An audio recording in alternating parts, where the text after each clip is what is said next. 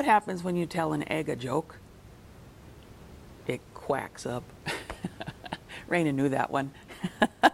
Hi, I'm Mary, Director of the Detroit Lakes Public Library. Welcome to I Love the Library.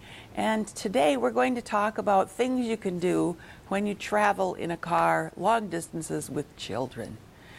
Or other people, grown-ups, for example. And one of the things that you can do is tell jokes. And if you don't have enough of your own jokes, you can come to the library and get a lot of different kinds of joke books. I love this one. This is from National Geographic Kids, and it's just joking. It has facts and jokes and tongue twisters and things about animals. So we have all kinds of good jokes. Here's one. Why does the Statue of Liberty stand in New York Harbor? Because it can't sit down. Okay. What do you get when you cross a fish with an elephant? Swimming trunks.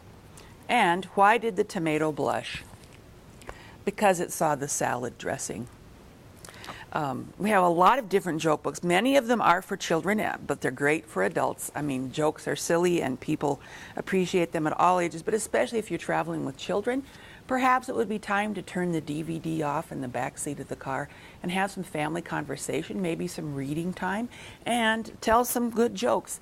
This is teacher jokes, classy and funny jokes about school, sports jokes, monster jokes, frightfully funny jokes about monsters, funny bone jokes and riddles, doctor jokes.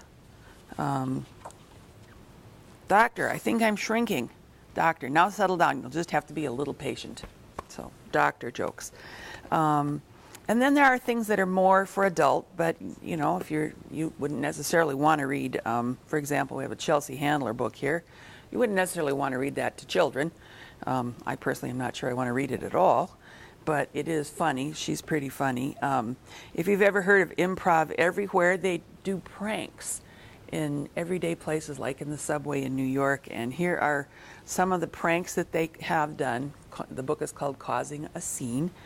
And this one is pretty funny. It's good for families with maybe teens or preteens. It's Dear Diary. It takes a collection of a girl's funniest diary entries from 12 to 25 years old, and she updates each entry by tracking down the people involved and asking awkward questions like, do you remember when I tried to beat you up, and getting their reaction. And so she's now filled in what has happened to her life after her diary as a teenager. We also have a lot of other humor.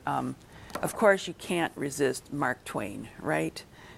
This is a compendium of Mark Twain, the unabridged Mark Twain, so it's got all his works in one book. You know, a classic American humorist. And another classic American humorist is Groucho Marx. And this is a book written by Groucho. It's another collection of his favorite sayings, short stories, little funny things he did. I think he's just great. Riddles, and we have some local authors too that are pretty funny. Here's The Day the World Ran Out of Denim by Lynn Hummel, and Eric Bergeson's Back on the Farm. We have several of Eric Bergeson's, and they're all pretty lighthearted and pretty funny. And last but not least, if you're traveling, you don't want to get lost, you need a good atlas of the world. This one will not help you any, but it is pretty funny. So come to the library and look for all of these great resources so that you can travel happily and laughingly. Thanks for joining me today. Bye.